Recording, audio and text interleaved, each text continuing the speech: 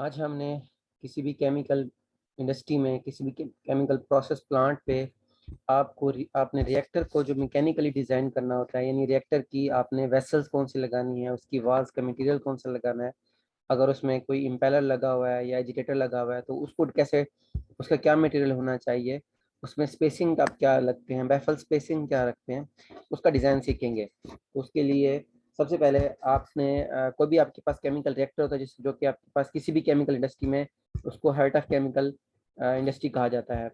जो है chemical industry का दिल कहा जाता है, क्योंकि उसमें जो है केमिकल रिएक्शन हो रहे होते हैं और कन्वर्जन हो रही होती है आपकी रिएक्टेंट से प्रोडक्ट की तरफ, डिजायर्ड रिएक्टेंट डिजायर्ड प्रोडक्ट में। तो ये आप इस डायग्राम में देख सकते हैं, ये आपके पास कोई असेंबली है रिएक्टर की, जिसके अंदर आपके पास ये जो है ना वो बाहर से क्लोज है, लेकिन इसके अंदर आपके पास जो है वो एजिटेटर भी लगा सकते हैं। यहाँ पे ये मोटर लगी हुई है, ये इसकी जो है ये असेंबली है, इसमें ये बैफल स्पेसिंग है, ये आपके पास जो है इनलेट आउटलेट जो है ओपनिंग्स हैं, और ये वॉल्स लगे हुए हैं। तो आगे इसके अंदर इसी रिएक्टर की जो है वो आगे जो डिफरेंट शेप्स दिखाई गई हैं अंदर। अगर मैं रिएक्टर विद इनसाइड बात करूँ, इनसाइड आपके पास कोई इम्पेलर लगा हुआ है, ये इम्पेलर को शो कर रहा है, इम्पेलर्स लगे हुए हैं जैसे डायग्राम में शो हो रहा है। इस तरह आपके पास कोई एक्सोथर्मिक रिएक्टर, तो उसमें आप कूलिंग जैकेट लगा लेते हैं, तो आपके पास ये कूलिंग जैकेट है, ये यहाँ पे कूलिंग जैकेट होती है इस रिएक्टर के आउटसाइड। तो इसके अलावा जो है आप इसमें बैफल्स भी यूज़ करते हैं। ये बैफल्स की अगर मैं बात करूं तो ये एक्चुअली ये जो है क्लोज डायग्राम है, यहाँ पे बैफल्स नज़र नहीं आ रही। तो ये आपके पास इलेक्ट्रिक मोटर है, जो कि यहाँ पे अभी आपको नज़र आ रही है मोटर। ये हमने एग्जॉस्ट गैसेस के लिए कोई ओपनिंग रखी हुई है, क्योंकि ऐसा ना हो कि रिएक्शन के रिजल्ट में अगर कोई गैसेस प्रोड्यूस हो जाती हैं कि बिल्डअप हो जाते हैं, तो वो गैसेस का प्रेशर इतना ज़्यादा हो जाता है कि वो आपके रिएक्टर को एक्सप्लोड कर सकता है। तो आप यहाँ पे सेफ्टी के तौर पे यहाँ पे उनके एग्जिट करते रहते हैं गैसेस जो भी प्रोड्यूस होती हैं। तो ये आपके पास मैकेनिकली सील है कि आपके पास जो है उसको जो सपोर्टिंग जो मटेरियल है सील का वो किस तरह बना हुआ है, और जो है यहाँ पे आप स्प्रिंग स्पज रिंग यहाँ पे लगा देते हैं रिएक्टर के बॉटम पे, जो है कि हार्वेस्ट इसको करवाता होता है। यहाँ आप एयर इंट्रोड्यूस करवाते हैं रिएक्टर के अंदर, जो कि आपके पास जो है हीट ट्रांसफर के तौर पे यूज़ होते जाओ। आपके पास जो है कूलिंग एज अ कूलेंट या as a heat process heat coolant के तौर पे यूज़ कर लेते हैं। ये आपके पास मीडिया फिल है, इससे हम मीडिया फिल कर लेते हैं। स्टीम सील है, जिसको आप स्टीम सील भी कह देते हैं। और इसी यानी आपने जब भी मैकेनिकली डिज़ाइन करना है तो आपने ये बताना है कि रिएक्टर के अंदर कौन कौन सी चीज़ें होती हैं, और कि रिएक्टर किन किन कंपोनेंट से मिलकर बना होता है, उनका क्या मटेरियल होता है, उनके अंदर जो है आप उनको किस तरह डिज़ाइन करते हो वन बाय वन कंपोनेंट्स को, फिर आप वन बाय वन कंपोनेंट्स को डिज़ाइन करके असेंबल करके रिएक्टर के अंदर किस तरह इनप्लेस करते हैं, और आप एक कंप्लीट रिएक्टर को किस तरह शो कराते हैं। ये सिमिलरली उसी तरह का एक और काइंड ऑफ रिएक्टर्स है, इसमें भी दिखाया गया है कि वही सेम चीज़ है, लेकिन इसको लेबल नहीं किया। कि अगर आपको थोड़ा सा आइडिया हो कि यहाँ पे ये मोटर है हमारे पास, ये मैकेनिकल सील है, और ये इसकी डायमेंशन है डिफरेंट। तो ये आपके पास जो है जो फिल मटेरियल है, मटेरियल फिल मटेरियल को अभी जब हम आगे अगली स्लाइड में देखते हैं किस तरह आपने मैकेनिकली देखना है, वेसल डिज़ाइन किस तरह करनी है किसी भी रिएक्टर के लिए।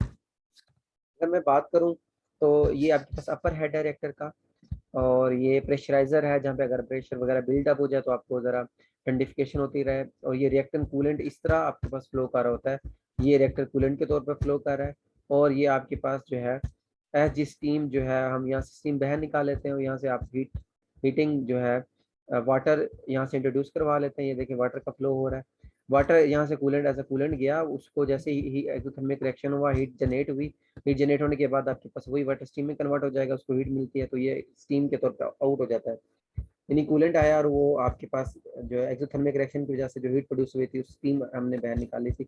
ये आपके पास डाउन कमर है जो नीचे लगा होता है, और ये कोर है रिएक्टर का कोर, यानी आपका जो है किस चीज़ से मिलके बना हुआ है, जहाँ पे आपके पास जो है ऐश वगैरह वहाँ पे कलेक्ट हो रही होती है रिएक्टर को जो है मेजर सपोर्ट जहाँ से मिल रही होती है।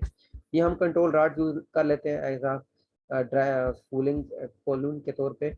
और जो है यहाँ पे आप इसको इजीली देख सकते हैं कि किस तरह आपके पास मैकेनिज्म क्या है रिएक्टर के अंदर, किस तरह आपके पास प्रोसेस फ्लूइड फ्लो कर रहा होता है, किस तरह असेंबली होती है, किस तरह वॉल्स बनी होती है, किस तरह वेसल्स बनी होती है, किस तरह उसकी थिकनेस है, और किस तरह वेसल स्पेसिंग है।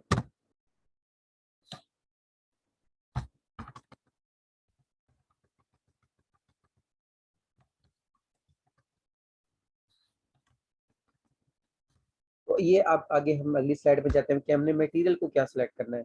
जब हमने रिएक्टर को हमने डिज़ाइन करना है तो उसके लिए आपकी मटेरियल कौन सा लगाना है जो आपके पास जो है जिसकी स्ट्रेंथ हाई हो, जो हाई टेम्परेचर को बेयर कर सके, क्योंकि एक्सोथर्मिक रिएक्शन है, एक्सोथर्मिक रिएक्टर है जिसमें एक्सोथर्मिक रिएक्शन हो रहा है तो टेम्परेचर ऑफ कोर्स इंक्रीज होगा प्रोडक्ट का। तो आपने उसको कैसे टेम्परेचर को कैसे कंट्रोल करना है, ऐसा मटेरियल जो हाई टेम्परेचर रेजिस्टेंस हो, उस पे वो जो है मटेरियल मेल्ट ना हो, वो डैमेज ना हो। तो कार्बन स्टील हम यूज़ करते हैं ग्रेड ए का, जो कि आपके पास केमिकल रिएक्टर के लिए है, जिसकी which have high strength, strength भी जिसकी ज़्यादा होती है और जिसका टेम्परेचर स्केलिंग रेजिस्टेंस भी उसकी जो वो ज़्यादा होती है। और जो है ये this alloy has high resistance to corrosion at high temperature, यानी अगर टेम्परेचर, क्योंकि एक्सोथर्मिक रिएक्शन में टेम्परेचर ज़्यादा हो जाएगा तो कोरियन रेजिस्टेंस के तौर पे तो यूज, लेकिन कोरियन नहीं होगी, क्रूड नहीं होगा, क्योंकि जब टेम्परेचर बढ़ेगा, इधर से हम वाटर दे रहे हैं तो वाटर आपको पता है उसमें ऑक्सीजन इन्वॉल्व है, तो आपके पास वो उसको कोरियन गाजेस करेगा। तो हमने रिएक्टर के लिए carbon steel grade A use करना है। इस तरह जब रिएक्टर के अंदर जो ब्लेड लगे हुए हैं, अगर मैं ब्लेड्स की बात करूं तो ये आपको नज़र आ रहे हैं, ब्लेड्स नज़र आ रहे हैं जो हमने इम्पेलर लगाए हुए हैं मिक्सिंग कराने के लिए, एजिटेशन कराने के लिए। तो अब इसका क्या मटेरियल होना चाहिए, इसके लिए हमने स्टेनलेस स्टील यूज़ किया, स्टेनलेस स्टील 410 उसकी जो है वो काइंड है, जिसमें क्रोमियम की 13% कंपोजिशन है और कार्बन की 0.15% कंपोजिशन है। अब इसकी हम ये यूज़ क्यों कर रहे हैं, क्योंकि इसकी कास्ट जो है ना वो जो है कम है, लोएस्ट कास्ट जनरेशन पर्पस है इसको सीने, जिसमें आपकी कास्ट कम यूज़ होती है, और जो है कुरियन जो है ना यहाँ पे इसकी वजह से, स्टेनलेस स्टील की वजह से कुरियन ज़्यादा स्पेयर नहीं होती। यानी दो कंपोनेंट हमने सीख लिए, रिएक्टर की हमने रिएक्टर के लिए कौन सा मटेरियल यूज़ किया, और ब्लेड यूज़ करना रिएक्टर के अंदर जो एडजस्टिंग मिक्सिंग के लिए उसके लिए हमने कौन सा मटेरियल यूज़ किया। अब आगे बात आ जाती है बैफल स्पेसिंग, यानी हमने बैफल जो दी होती है टर्बुलेंस क्रिएट करने के लिए, हीट ट्रांसफर रेट बढ़ाने के लिए रिएक्टर के अंदर, तो आपने बैफल स्पेसिंग क्या रखनी है। तो बैफल स्पेसिंग आप यहाँ से कैलकुलेट कर सकते हैं, क्योंकि आपके पास डायमीटर गिवन होते हैं, आपने डायमीटर कैलकुलेट किया होता है प्रोसेस इक्विपमेंट डिज़ाइन से। तो वहाँ पे यहाँ पे डायमीटर 2.1 मीटर है, यहाँ से आप बैफल स्पेसिंग कैलकुलेट कर लेते हैं 1.6 मीटर। बैफल स्पेसिंग का मतलब ये है कि आपने जो है उसके दरमियान में जगह कितनी रखी हुई है ताकि आपका जो है वो फ्लो इजीली होता रहे। अब इसके बाद बैफल स्पेसिंग के बाद बैफल विड्थ हम देखते हैं। विड्थ जो है ना वो आपकी हमेशा बैफल स्पेसिंग से ज़्यादा होनी चाहिए, जो कि कम होती है, और जो विड्थ है दैट इज़ 0.175। उसी तरह आप डायमीटर को 12 से डिवाइड कर लेते हो, क्योंकि बैफल स्पेसिंग जो है ना वो that is 1/12 diameter of the inside diameter of the baffle. तो जो है यहाँ से हम डिस्टेंस बॉटम से वो भी कैलकुलेट कर सकते हैं। तो आज का लेक्चर यहाँ तक था। अगर आपको और जो है ये लेक्चर अंडरस्टैंडिंग करनी है या इससे और टॉपिक से रिलेटेड सीखना है डिटेल में, क्योंकि as a being chemical engineer आपको रिएक्टर डिज़ाइन करना आना चाहिए, मैकेनिकल डिज़ाइन करना आना चाहिए, तो इस कमेंट्स में बताएं कि आपको क्या समझ आई है या आपने क्या सीखा है। और चैनल को जो है आप इस कंटेंट चैनल्स को जो है ना वाचिंग देखते रहें। तब तक के लिए अल्लाह हाफिज़।